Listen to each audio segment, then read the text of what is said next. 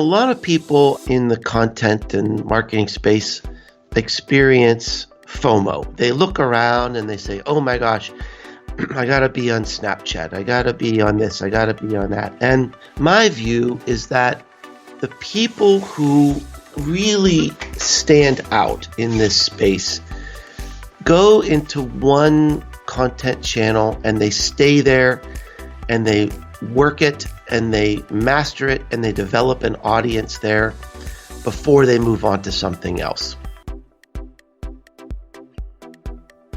Hello and welcome to The Right Podcast, your source for inspiration in copywriting and content marketing. Listen in as I interview experts in the field and share entrepreneurial stories along with practical content marketing and writing advice, all to impact your life and habits as a content marketer. Welcome to the show. Welcome to episode 20 in The Right Podcast. I'm here today with Mark Schaef, a globally recognized social media keynote speaker, consultant, and the author of 5 best-selling marketing books. 6. Does that include your new book? Yes. Oh, I missed that. Just saying. Carry on, Julia. Never mind the guest. That was great. As a blogger, I'm always inspired by Mark. He actually runs one of the top 5 marketing blogs in the world. Do I have that number correct, Mark? Yeah, it depends on what list you look at. Some of them, I'm number 1, number 2. I just think to be safe, I'll say I'm in the top 5. In short, you're quite the celebrity online, and I'm so honored to have you on my podcast. You need to raise the bar on your definition of celebrity, Julia. I think you're that definition. Well, thank you. That's nice of you to say. So to start out the podcast, tell me a little bit about your background, how you got started here, and just your journey. Well, I spent most of my career in the corporate world, working for a Fortune 100 company. I was a journalism major in college and then went into public relations. But ultimately, my ultimate goal was to get into marketing. So I went from public relations into sales, got my MBA along the way, and then finally got into marketing. Also got a master's degree in organizational development, which has really helped me as a consultant. And about, I want to say, 9 years ago, I started my own business. I started consulting. I started teaching. And this was the time when social media was really heating up. And I knew that to be an effective consultant and teacher, I needed to do this stuff. I just couldn't talk about it. To teach somebody about blogging or about Twitter, you had to really do it to kind of know the rules of the road and the rhythm of these platforms. And so my blog took off. I think back then I was one of the few people around in the space that had a real rich background in business and working for big companies. So that was kind of my angle. And the blog led to books. The books led to speaking engagements. And so, so that's kind of me. And as you mentioned, I teach. So I do a lot, but I love every minute of it. That's awesome. So at what point did you start the podcast? Are you the sole host of the Marketing Companion? No, I host that with Tom Webster. And okay. It's a good question because it was a very difficult decision and a very intentional decision because, a lot of people, I think, in the content and marketing space experience FOMO. They look around and they say, oh my gosh, I got to be on Snapchat. I got to be on this. I got to be on that. And my view is that the people who really stand out in this space go into one content channel and they stay there and they work it and they master it and they develop an audience there before they move on to something else. That seems to be a consistent pattern.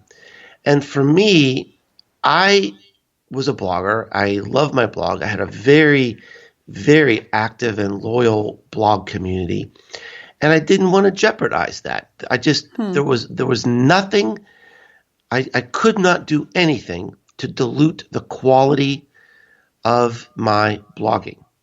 So I resisted the idea of doing a podcast for a long time. I had blogged for 4 or 5 years before I decided to diversify into a podcast. And the only reason I did it is because I found a co-host that I have an incredible friendship with, a great chemistry, and we share the burden of it's not all about me. The spotlight's not about me. The conversation is not all facilitated by me. And so we do it together. We only do it every other week. Again, that is intentional because with our busy schedules, that's the schedule we can live with and provide content that's exceptional and is joyful to us. I think if we tried to be more frequent than that, it would become more difficult. And if we're not having fun, that's going to show up. So, every decision I make around content creation is ruled by one thing, and that is it going to be relevant? Is it going to be interesting? Is it going to be exceptional? And only then will I dive in. Wow. Those are rules to live by. The FOMO thing, that is so real, especially with how many platforms are out there. And then Instagram is now developing stories, and there's just so many things that you can do online. And some people think I have to do all the things. And I remember when I thought that a couple of years ago, especially with Snapchat. And then I realized, my ideal client audience, my ideal target audience really isn't on Snapchat. Yeah. And I've stepped away and I haven't missed it. Instead, I've been doing better with my other channels, just like you said. Right. And I think especially as an entrepreneur, as a solo content creator where I don't have a big team behind me. I mean, every word you see that I write on my blog, it's written by me, edited by me. I write the headlines. I put in the graphics. I do everything. And so you really face a danger of being spread too thin. And it's exhausting. Wow. It's exhausting, and it's not going to benefit anybody. So my advice, my strong advice in every opportunity I have, and certainly in the new book I have about becoming known today, is you got to pick one, and you have to do that well for some period of time before moving on to something else. That's excellent. And that will help you avoid burnout as well, which is so common in content marketing. I know I've approached that edge quite a few times. Burnout is not fun. Those are great tips. So today's topic is all about influencer marketing, which is really huge right now in the world of content marketing. And let's start with, for those out there that aren't sure exactly what influencer marketing is, can you explain that, Mark? Well, I hope you'll oblige me. I want to tell a little story, and it'll lead to why influence marketing is really a big deal today. Perfect. So I want to tell you how my advertising consumption has changed in the last 5 years. So today, I watch more television than I've ever watched in my life, but I never see ads. Or rarely see ads, because almost all of my consumption comes from streaming subscription services like Amazon and Netflix. I do not see commercials.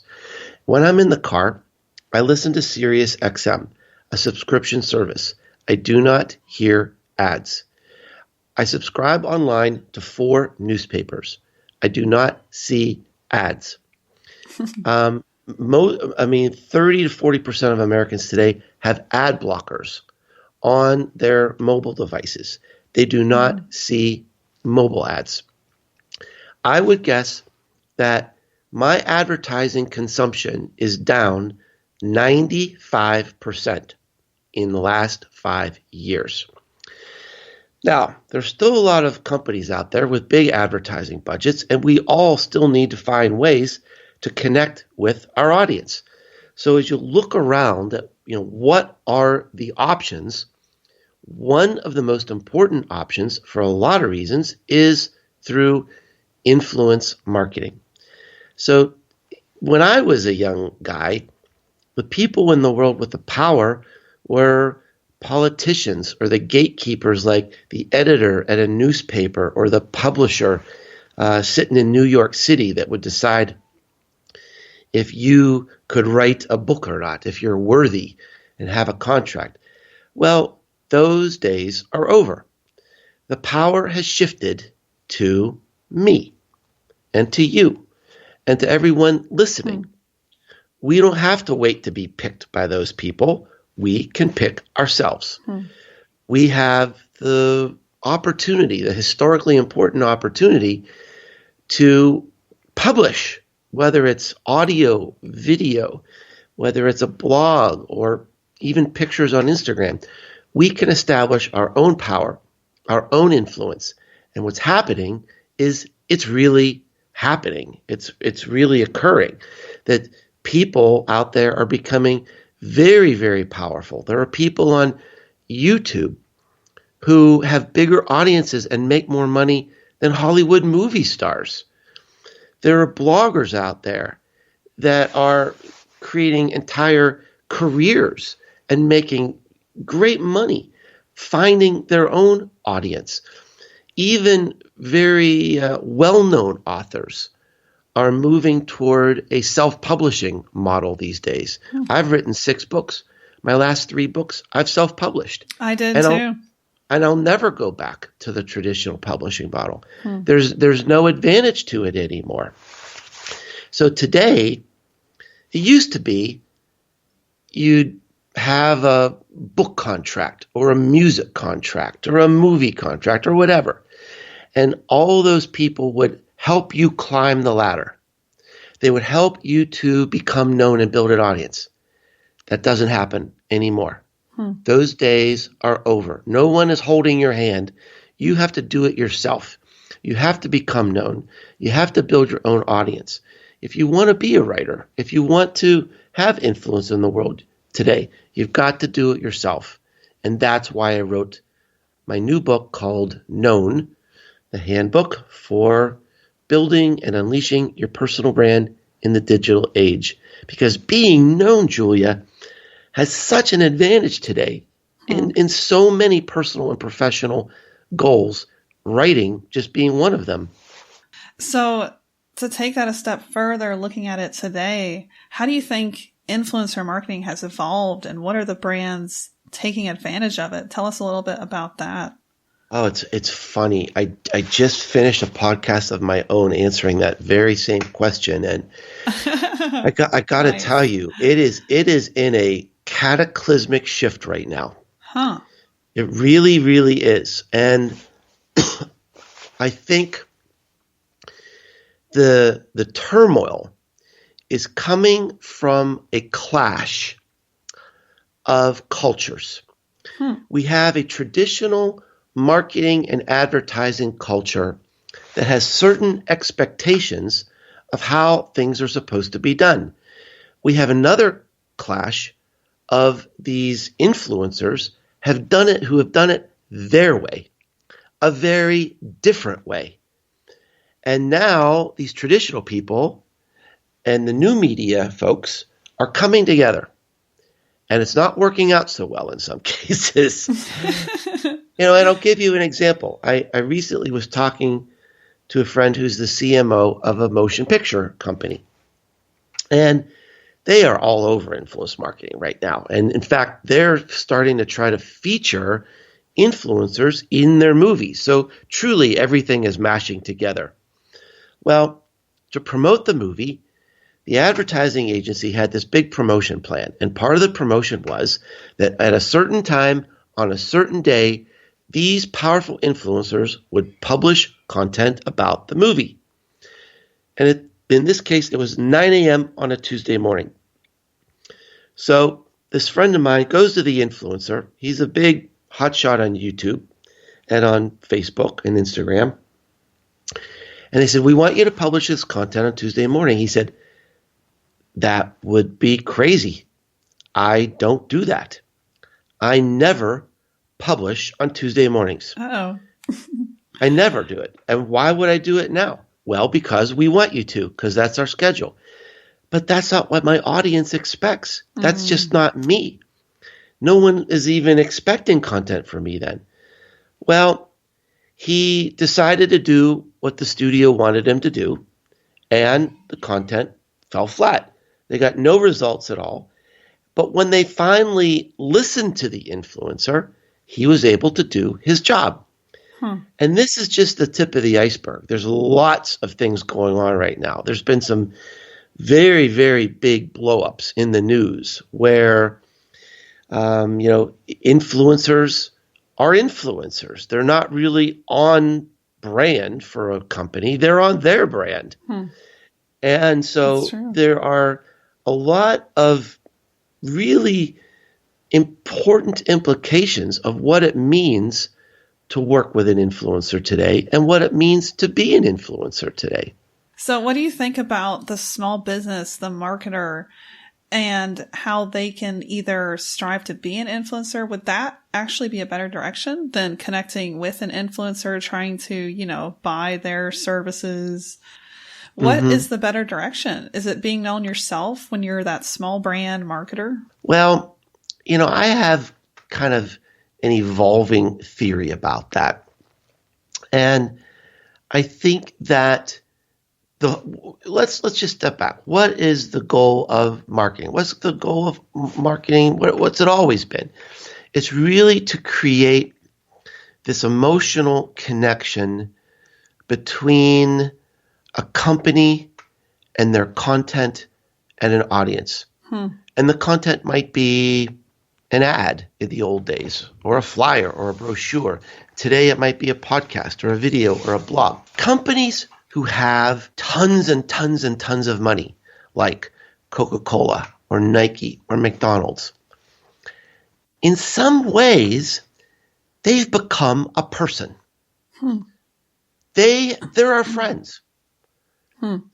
They own a personality. When we think of Coca-Cola, we don't think about colored sugar water that we can get anywhere.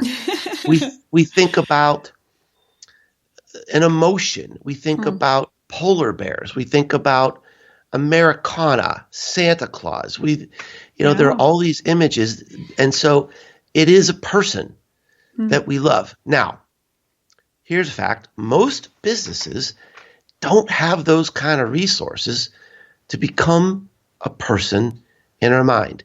So the only alternative really is for the person to be a person, for the employees to show their hearts, to build that emotional connection between ourselves. I mean, we've been deluded in a way that advertising, it's become this proxy for relationships. People have always wanted to buy from who they know, who they like, who they trust. And I think advertising has worked so well, we've forgotten these personal relationships. And through social media today, we have this historically important opportunity to regain that, to reconnect. It's not about broadcasting. It really is about building relationships. And the full implication of that is to really build friendships that matter. And I don't think for most businesses in this world, that's going to come through advertising or a better logo. It's going to come from showing yourself, showing your heart, showing how you care, establishing real relationships, showing what you stand for, and So yes, I do believe that the future of marketing really is becoming known. And what I've struggled with, it has been a struggle in a way, but it's also been an amazing journey where I've tried to figure out, can anybody become known? And so I went down this rabbit hole of research and interviewing people from all walks of life all over the world who have become known in their field. And I've determined that, yes, there is a path. Every person I talked to did the same 4 things, basically in the same order. And so that is what I talk about in my book. So I do think there is a really important interrelationship between branding, connecting, influence, and showing yourselves and becoming known. I was going to say, what are those 4 things? But it sounds like we need to go read your book. So tell us. You're going to have to read my book. Well, I can go through it quickly because it is very relevant to you, what you do, and your readers, because the heart of it really does come down to content. But the first step is to really find your place. And the first part of the book might even come across as a little controversial because I bust this myth that it all starts with passion.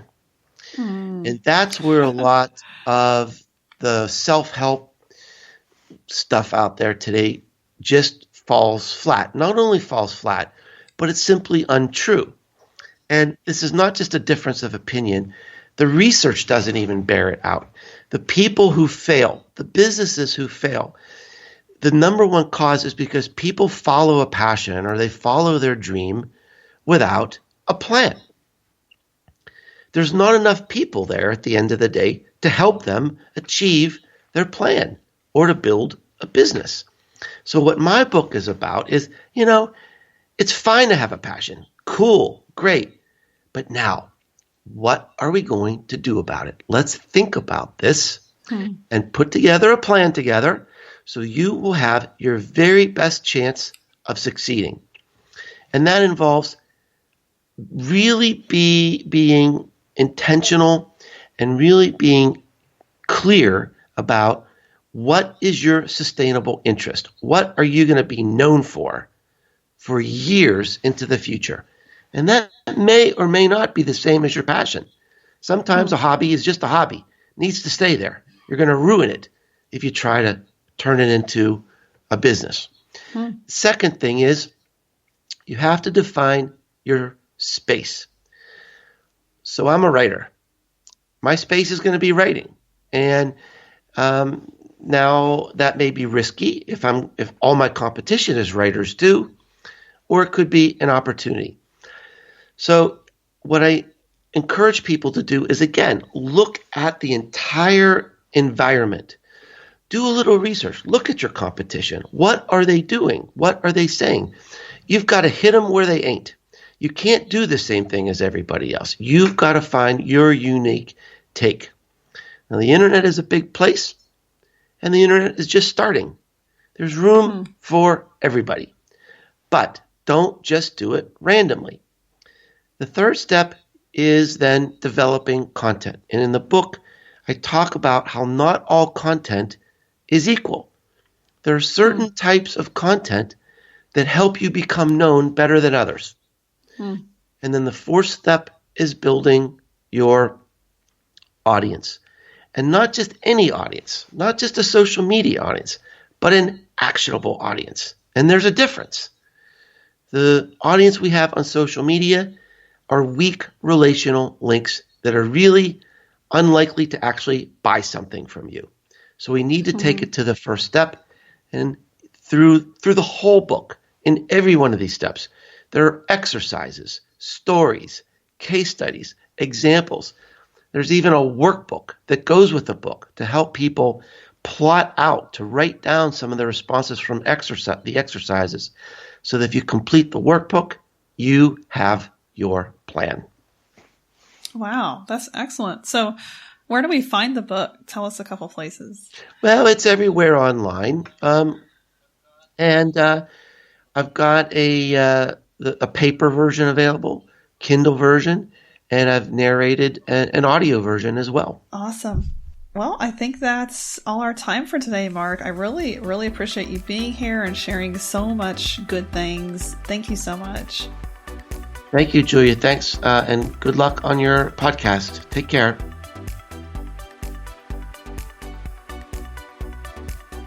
I absolutely love everything Mark Schaefer had to share today, and I hope that you did too. You can go follow him on Twitter at Mark W. Schaefer, and you can find his book on Amazon, on paperback, Kindle, and Audible. It's called Known: The Handbook for Building and Unleashing Your Personal Brand in the Digital Age.